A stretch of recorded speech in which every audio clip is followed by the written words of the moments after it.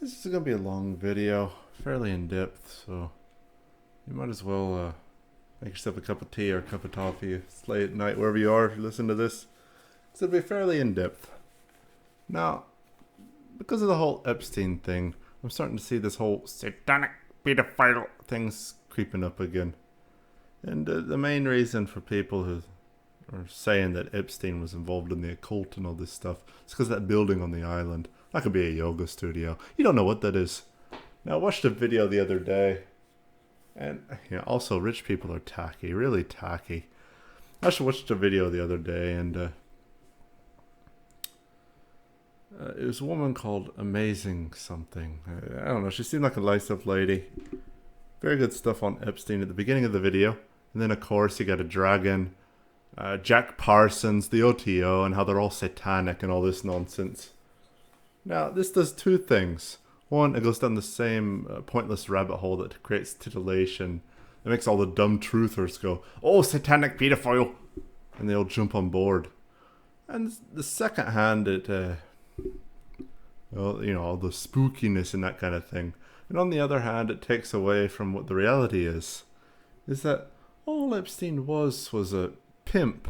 A disgusting billionaire pimp for these disgusting elites and royals, and supplied them with children because they're all vile monsters.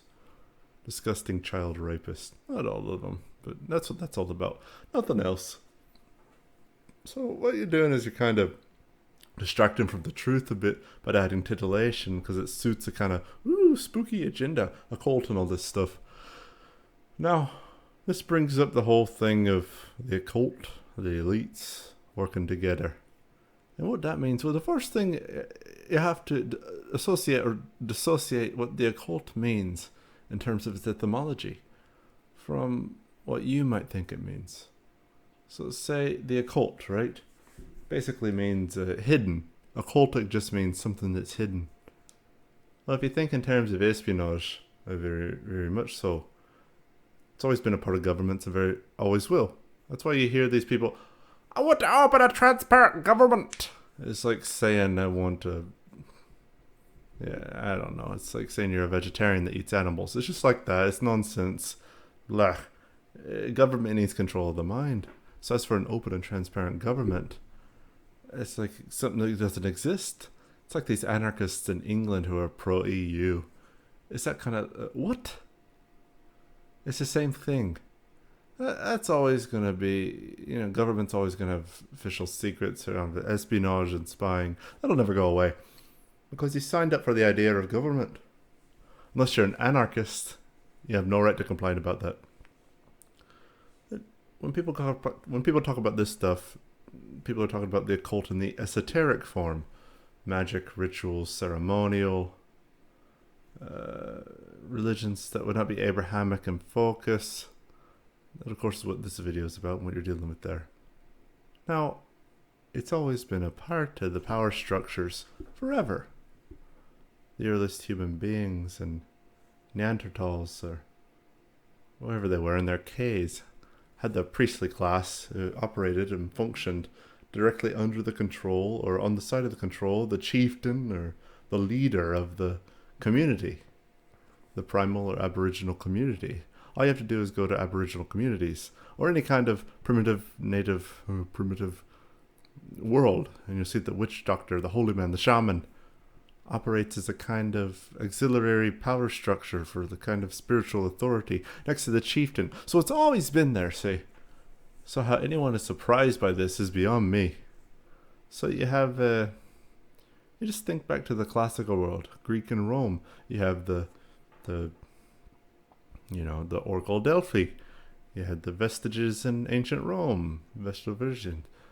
It goes on, and through the Celtic world, you had the Druids. You had the satyrs in the Nordic, Saxon, Anglo-Saxon, pagan world. And it just went on everywhere. It's part of human culture. There's nothing hidden about it. It's all up front. And what makes the West different is by the time, okay, I'll talk about this in, ground zero for this is probably John Dee and Edward Kelly. Absolutely 100% without a shadow of a doubt, John Dee and Edward Kelly operated under the highest power structures of the English royal court. That was the Queen's astrologer, the Queen's sorcerer, Queen Elizabeth I. No doubt 100% the evidence for this is overwhelming. Yeah, they had access to the top of the Holy Roman Empire, direct access to Bohemia, the Pope.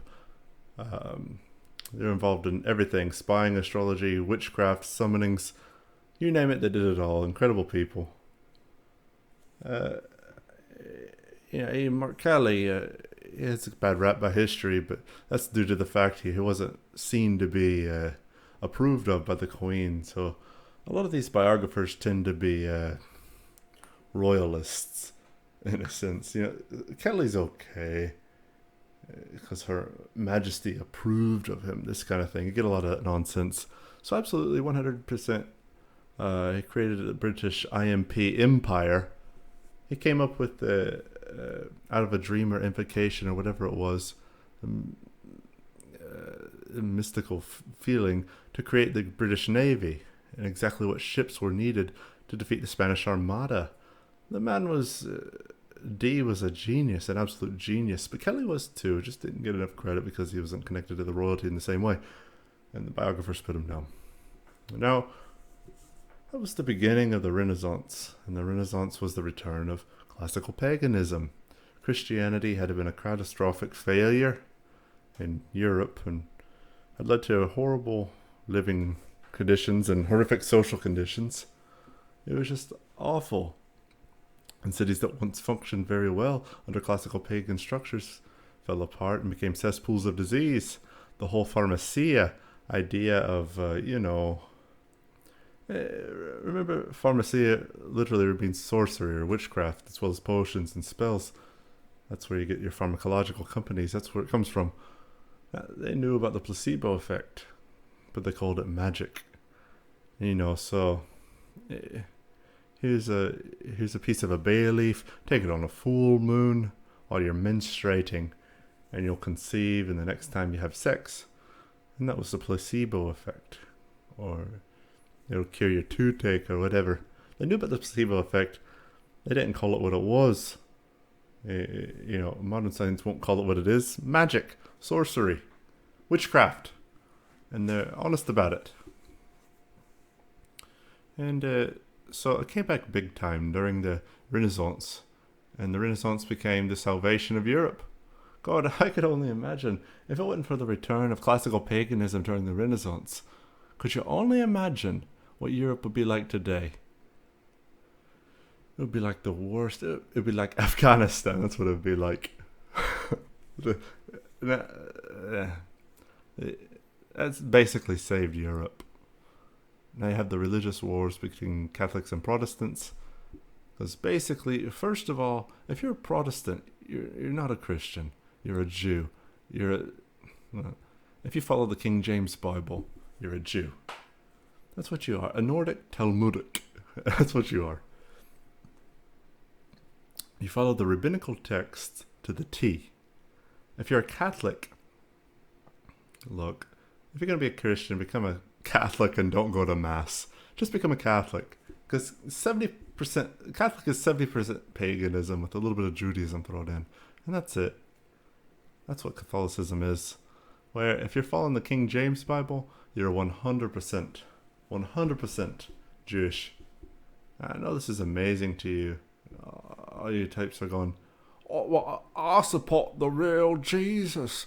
Well, the real Jesus was Rabbi Yeshuva, a Second Temple rabbinical Jew, preaching the Talmud, and his followers coming out of Syria, going into the power structures of ancient Rome, and the Roman government, particularly Constantine the Great, but also others around that same time.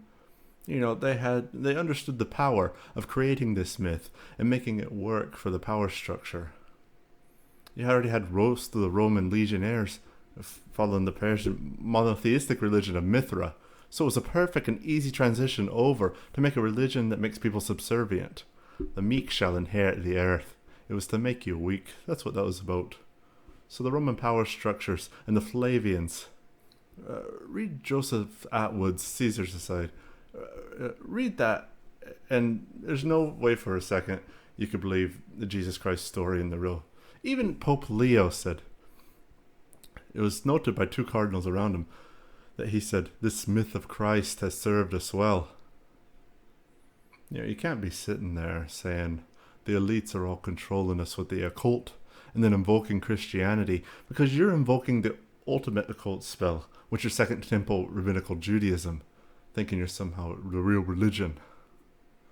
Now, that's a sideline, but it's actually important too. It all started to die when the Enlightenment came along. The reason why we don't have so much magic now in Western societies is because it was so successful. The Enlightenment was really the ultimate triumph of the Western magical tradition, harvesting of the steam engine, the perfecting of it, the hydraulics, the perfecting the hydraulics. Alchemy became chemistry, became so good and so refined.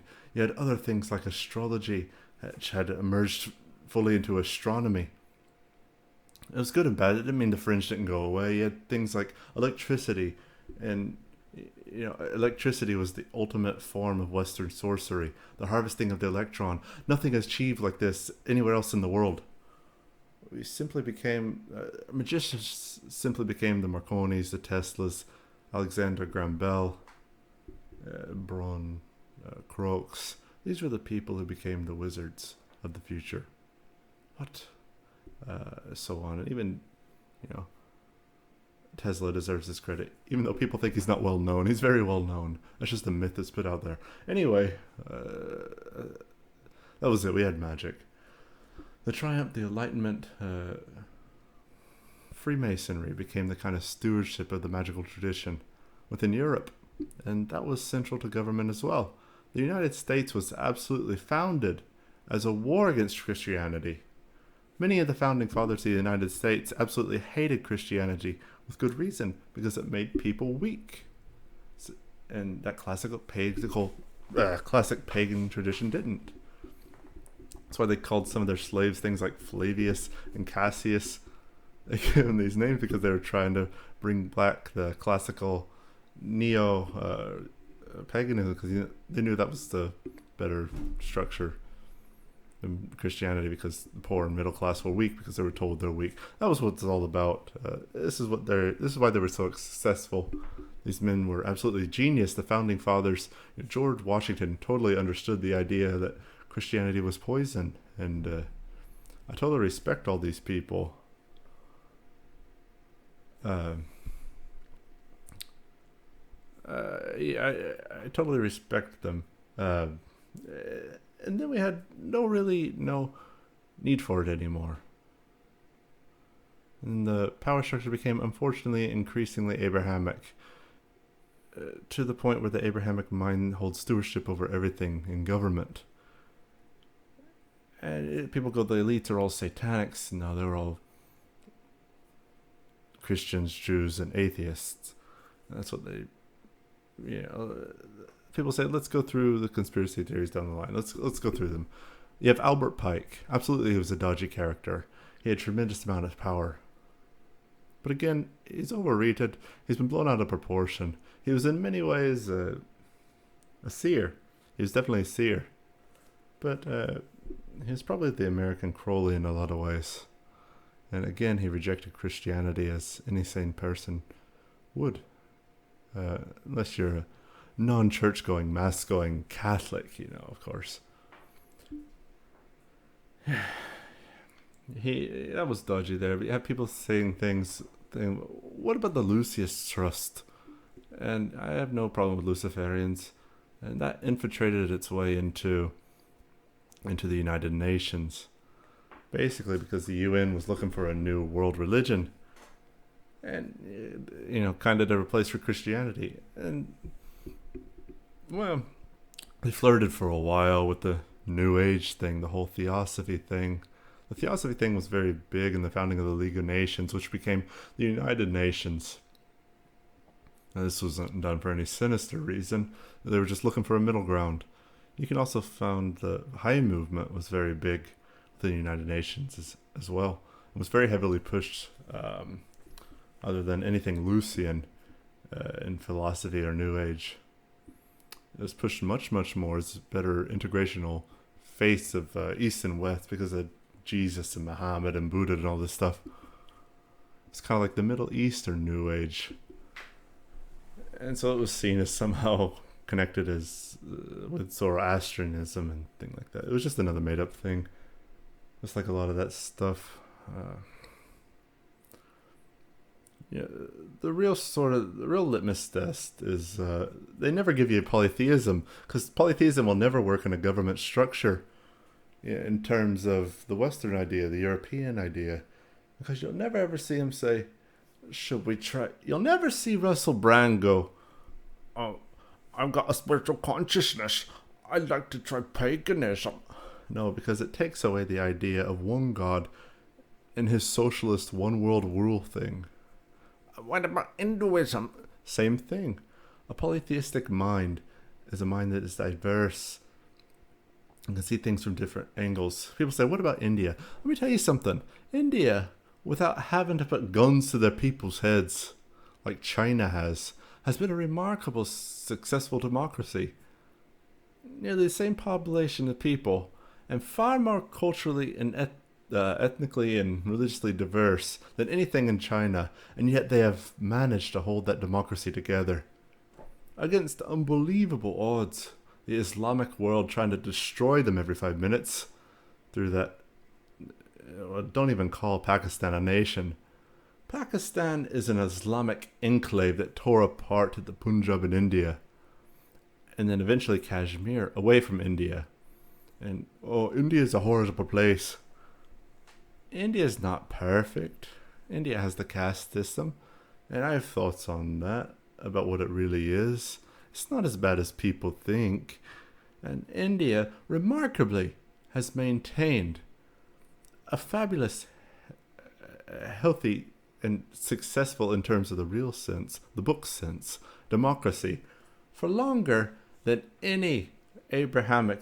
There's no way an Abrahamic nation of 1 billion plus people that ethnically diverse could function that well as India in its polytheism. Look at Ireland, for Christ's sake. There's 7 million people on the island, and Catholics and Protestants are worshiping the same God.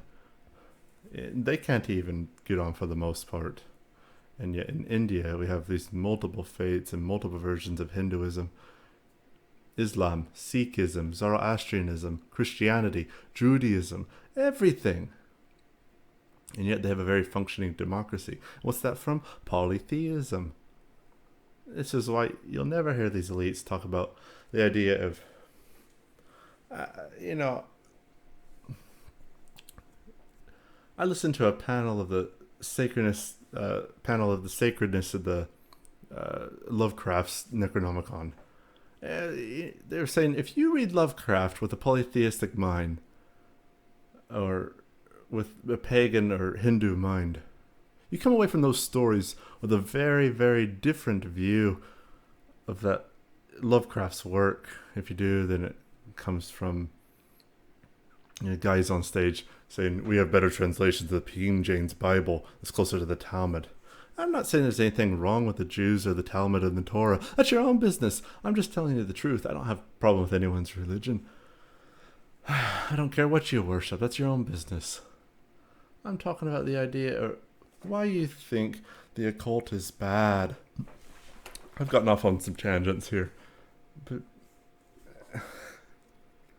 let's get into the days of modern occultism. Crowley, absolutely, there was tremendous evidence that he was a British spy, spying on Irish Americans and German Americans while he was in New York. Doesn't surprise me one bit. The espionage agents have always hired occultists for that reason. Although, if it's true, it kind of puts me off Crowley, because a true spiritual soul will never work for a government directly for coin. Never. And when I say that, I mean, I'm not saying someone who's a civil servant or someone who's collecting the dole and they're an occultist is doing something wrong. I'm saying specifically taking the coin. Taking the coin for your occultic knowledge. That's not good. Because you're kind of evoking dark forces, then pathological forces. Now, Parsons, yeah, absolutely 100%. He was working for the U.S. government. His occult workings were big time involved in his rocket ship, but he wasn't doing it for that reason. He was doing it because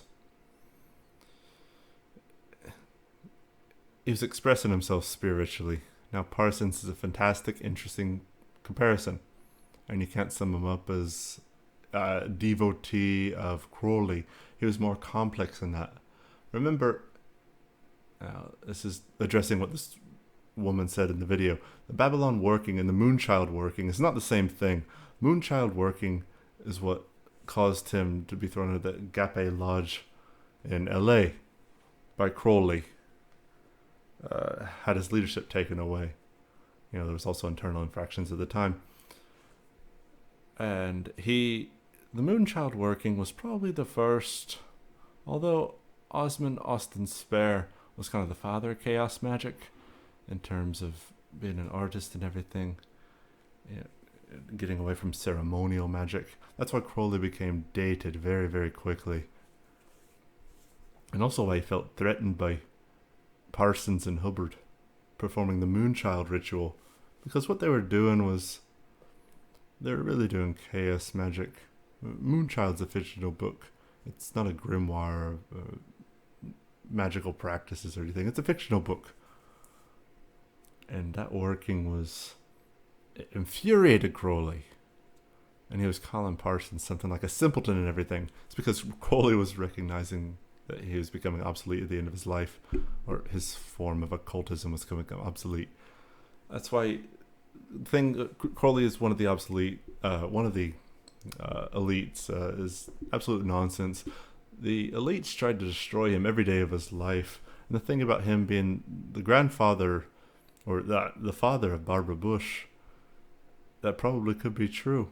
That gives us insight of what elites are like behind their whole thing of family values and conservatism and all this.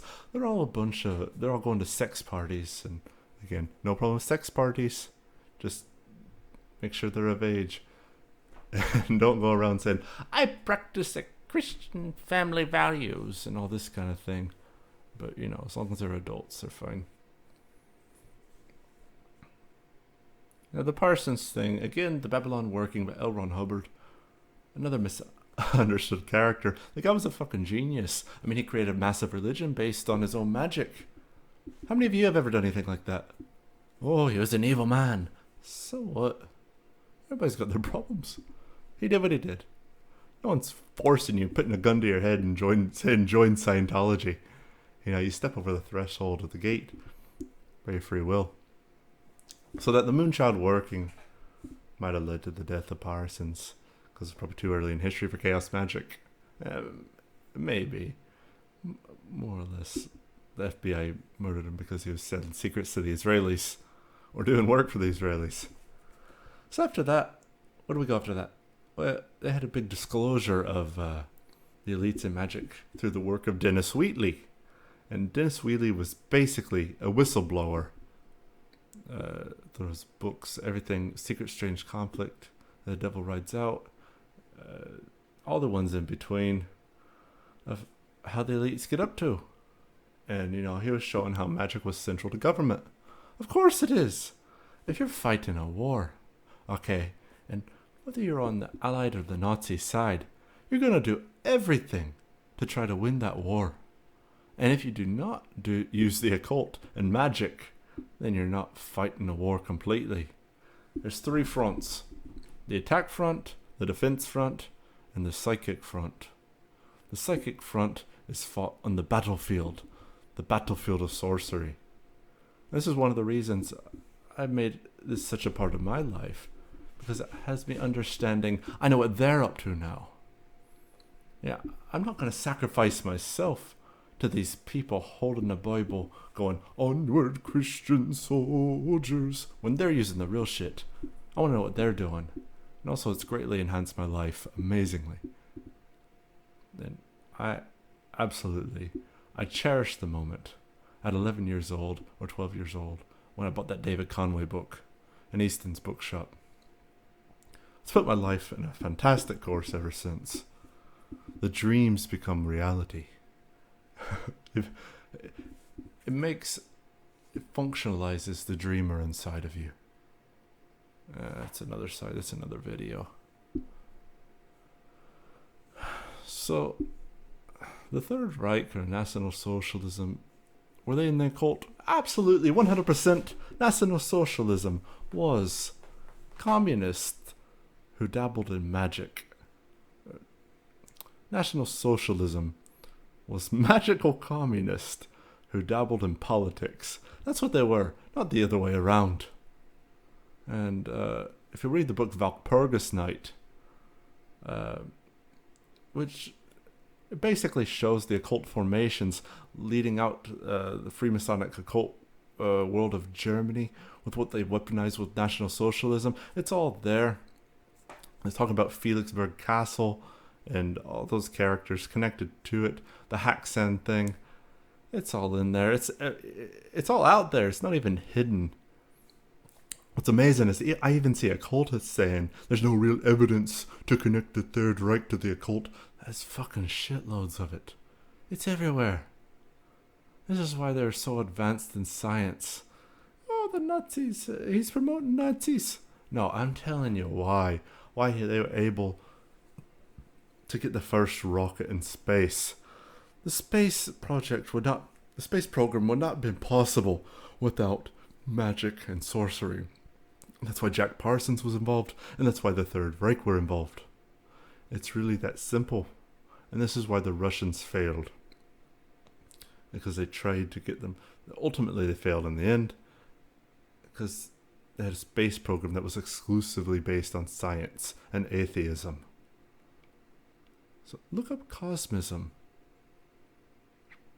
Anyway, also with the Russians. The idea that the elite are served all the time by occultists is not true. The Romanovs are a prime example of that. The Romanovs, when Nicholas and Alexandria Romanov were first married, they had an open letter that was written by an ancestor that was given to him from 100 years previously from a prophecy by a seer in Russia. And it said that he would be the last Tsar. And he knew this. This is why the likes of the Siberian shaman Rasputin, a much misunderstood character, he wasn't as big of a deal in Russian history as he's made out to be, but absolutely his image and his name has been tainted terribly. He was probably the only decent human being in the Romanov court. Let's put it that way. That's why they killed him. So you can sit there, oh, it's my man. Again, remove your Christian elitist programming that's been put in your head about things. And that's an example of the cult destroying the elite. And so after that, the main focus of the occult moved to America, and you have things like belief in space aliens. The reason why you believe in space aliens is because satanic pedophiles has made you believe it through things like Hollywood, and that was part of the Cold War propaganda. And also because the occult experimentation of World War II unleashed disruptions in the magical field. In the Matrix, and that first showed up as the Foo Fighters over Germany, where there's all kinds of things going on, the Bound and so on, UFO thing, and all sorts of things they can't explain. That's going on to this day. And people say, there's no such thing as space aliens. How do you explain the lights the jet fighters are following? In the videos, they're just lights. Only Hollywood has made your mind put one and one together to get 3 space aliens. There is a disruption. Reality is damaged. It's been damaged by World War II. We're still living with the effects of things like the occult experimentation of the Third Reich, post-occult war, early days where the US had Operation Paperclip and the Nazis came over. There are other incorrections in the field, things happening like CERN and 9/11, a massive one. This is why paranormal is everywhere. Because the veil has been ruptured. It's really that simple. Nah, you're going, oh, they're all using a cult. You are a meat automaton. existing in a sea of sorcery. And the only thing you have to protect you is some kind of fucked up association put in your head at birth with Second Temple rabbinical Judaism that you call Christianity. That's it, okay? That's you. You are a moron, okay? So you can sit there going, oh, the elites, they're gonna save me. No. You might as well be calling on Iron Man to save you. You look in KS magic terms. Iron Man coming will probably be true. He would arrive and save you. That's another thing, the supernaturalization of fiction, beginning with Lovecraft, and really later on Isaac Asimov, Arthur C. Clarke, and so on. Incorporation with that in the pop music, Bowie, Mark Bowen, Black Sabbath. You see where this is going? You're suspended in a sea of sorcery. And you think it's just a little bit of cult. They're doing it behind closed doors. You are living in a magical world. You are living in a world where reality is completely subjective. And you're allowing these people to tell you how you should engage with it, when you should be learning how to engage with it yourself. It's really that simple. And yes, there are real life things you have to deal with. There are psychopaths and power structures. There are serial killers. There are pedophiles and rapists and murderers. And so on and so on and so on. You have to deal with these things. Your children will get sick. Your pets will die. Your financial situation will go up and down, up and down.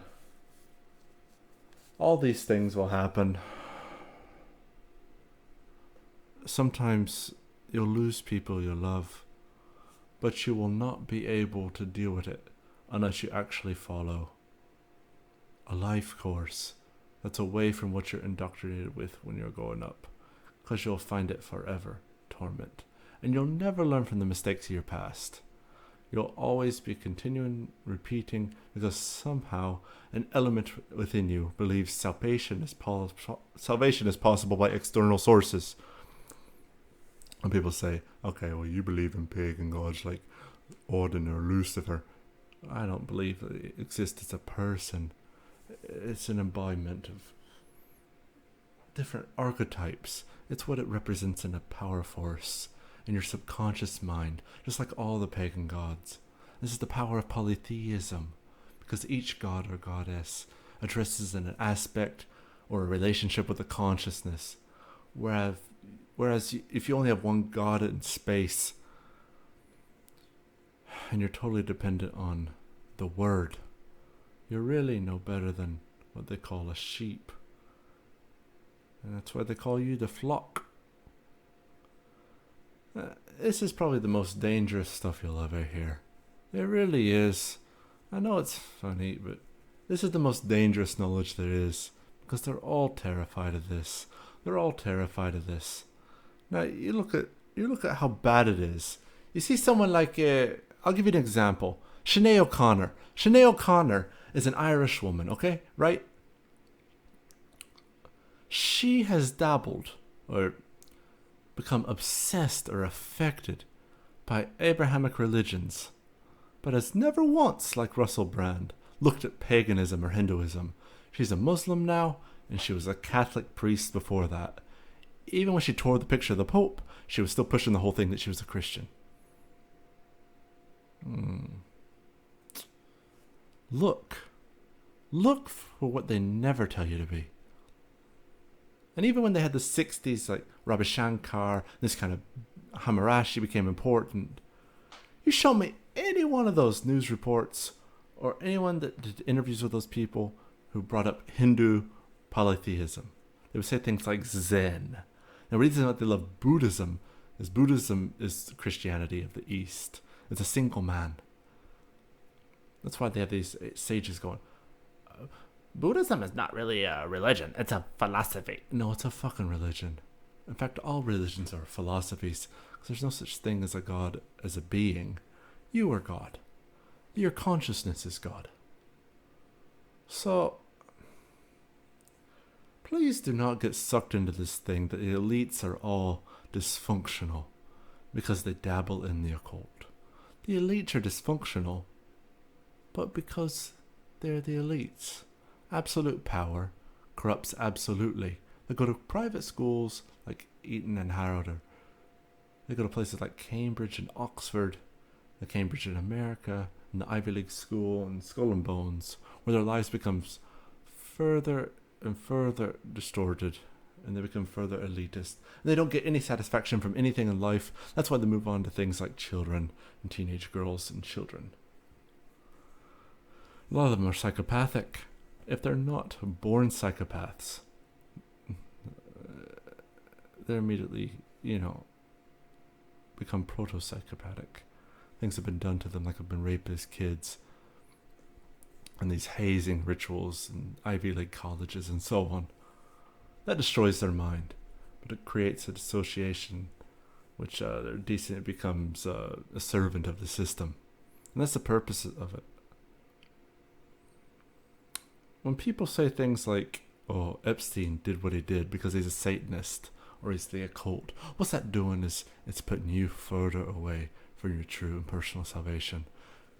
It's saying to people who should be hearing it most of all, who should be learning about the occult, learning about the esoteric arts, learning about magic, about polytheism, and puts that further away from that. It drives a wedge between them and their path to, now remember, their path to salvation, not their salvation, because it's a journey and never a destination. There is no pearly gates. There's an endless road of rebirth and reincarnation and recycling. And you must always understand that. You're not sitting. You didn't manifest this reality to sit for an exam that was set up by idiots who want to destroy you. They have no souls that try to get you to take away your soul. So they put you on a hamster wheel of eternal revolution. If I vote for this, I get this. If I expose this elitist, I get this. If I run a smear campaign against this person, I get this. When you're on the hamster wheel, it's called a revolution, because you always come back to where you started. You're evolved back into the same spot. Wherein, if you follow an esoteric path, like say, the path of the fool in the tarot, it's a spiral that goes like this. You're moving forward. This is probably the best esoteric lecture you'll ever get. Take care of yourselves. Look after yourselves. Watch out for satanic pedophiles. And feck them if they can't take a joke.